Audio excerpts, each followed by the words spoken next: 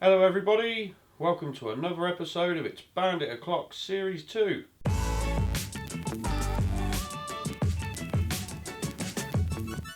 Now this episode, got some things to tell you. One of the things is when you do an order from MSP you get a sticker, and on Facebook they've been asking people where have people been sticking their stickers, so I think it's time to put one on the toolbox. There, or let's go top left. There we go. Got our sticker done. Now on to the next thing. Last week I said I needed to pop down to the shops to get some head race bearings.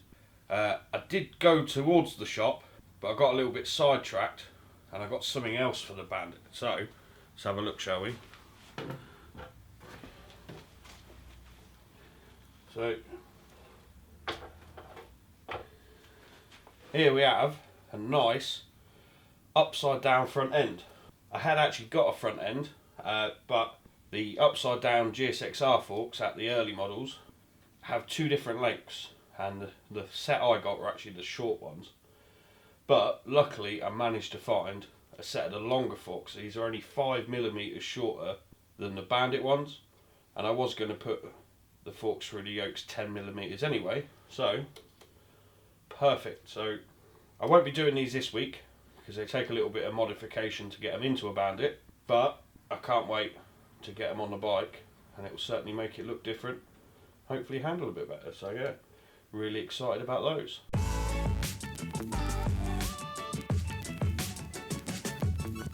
First job of today is going to be cutting some tie wraps off the chain. So I'm going to cut that one there first, make that free, and then I'm going to put the front sprocket on.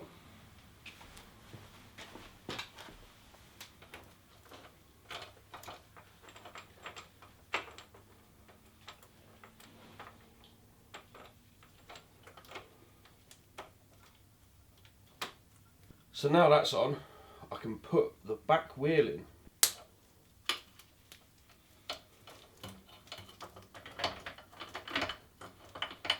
Now I've kept the spindle and the spacers on the wheel, so I know where they go back in.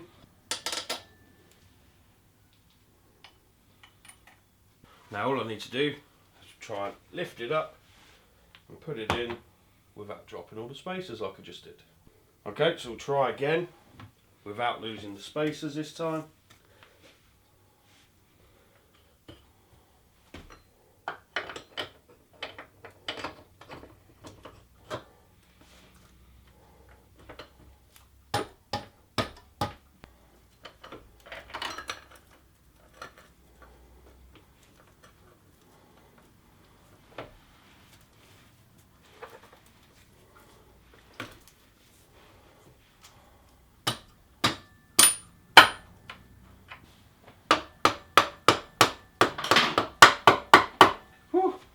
Now we've got the back wheel in. So next job is front sprocket nut. Got my new locking washer, got my old nut, I'm going to stick that on, just there, get that on, and now my trusty torque wrench. So see if we can do this up enough.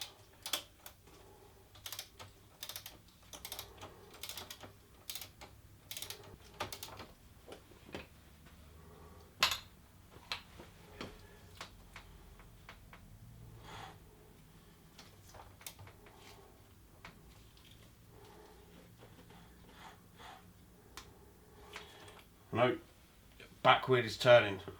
So what we'll have to do is put the back brake on, bleed that up, so we can try and stop the wheel turning, so we can torque it upright.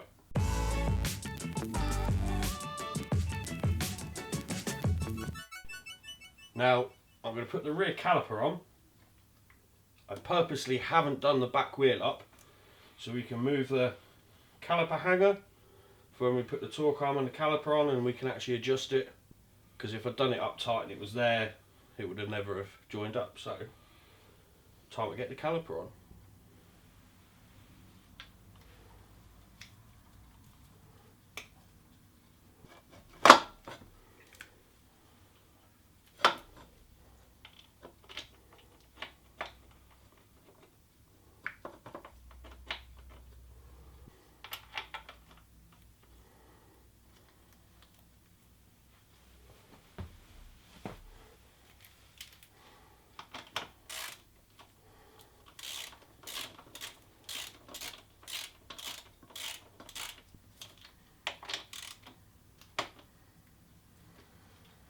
Now the next thing I need to do is put the freshly powder coated torque arm on.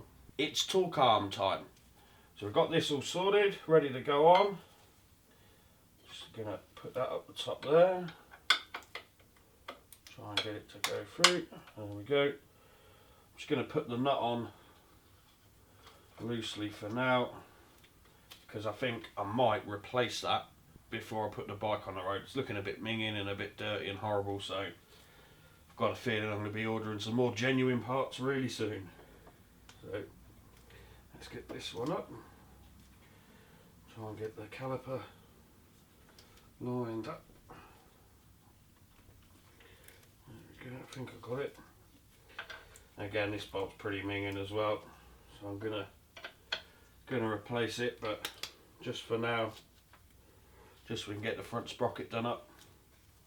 We're finally through, so I'm going to put the nut on just for the moment, but like I say, this one's ridiculously too long, so probably going to get some new bolts soon.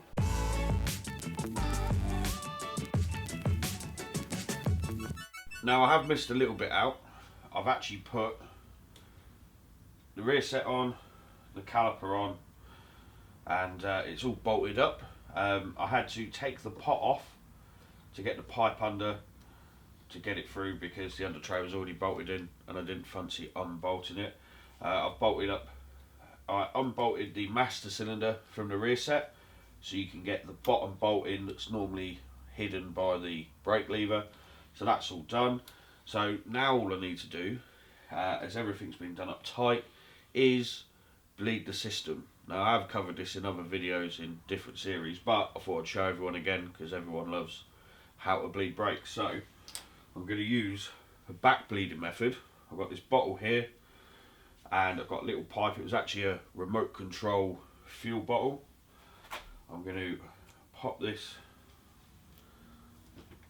onto the bleed nipple here. Now I've got the bottle on, I'm going to hold it upside down and let this tube fill with air, and then when the bubbles stop,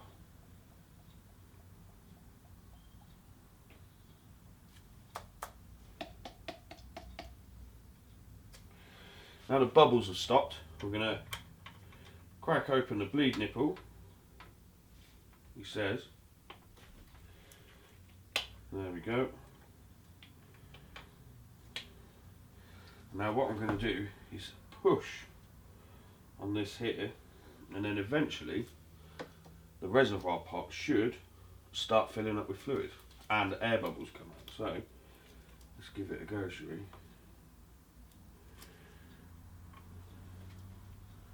Now you do have to push quite hard, but not too hard that you actually get the pipe come off. So there we go, the fluid is just starting to come through.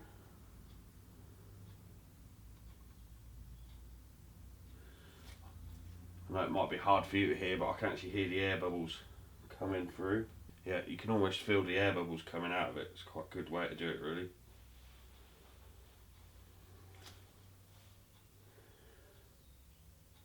The fluid's gradually coming up. Right. Let's shut the bleed nipple off. Let's see what happens, shall we? No, a little bit more required.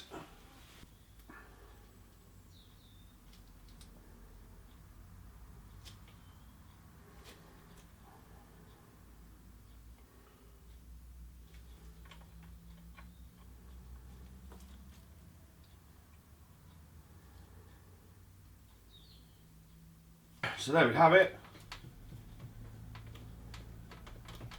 Back brake's all bled up. Just need to top that up to the proper level and then screw the cap on. Okay, one last job, as it is Easter Sunday.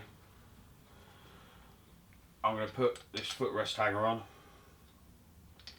because it'll make the bike look a bit more bike-like, a bit more complete looking from this side anyway. So we'll screw that on. There we go.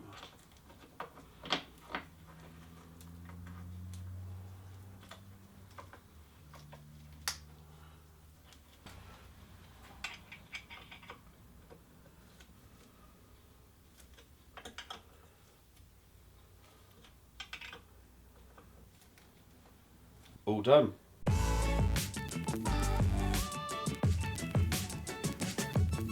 I'm really happy with the progress. Really getting there. It's almost a bike, almost be time to ride it, and hopefully the weather will be better as well. So, oh, what's that in the airbox? It's an Easter egg. Can't wait to have that later. Oh look, the Easter Bunny's been. It is Easter Bunny, isn't it? Easter Rabbit. What's that in the airbox? Oh, the Easter Bunny's been.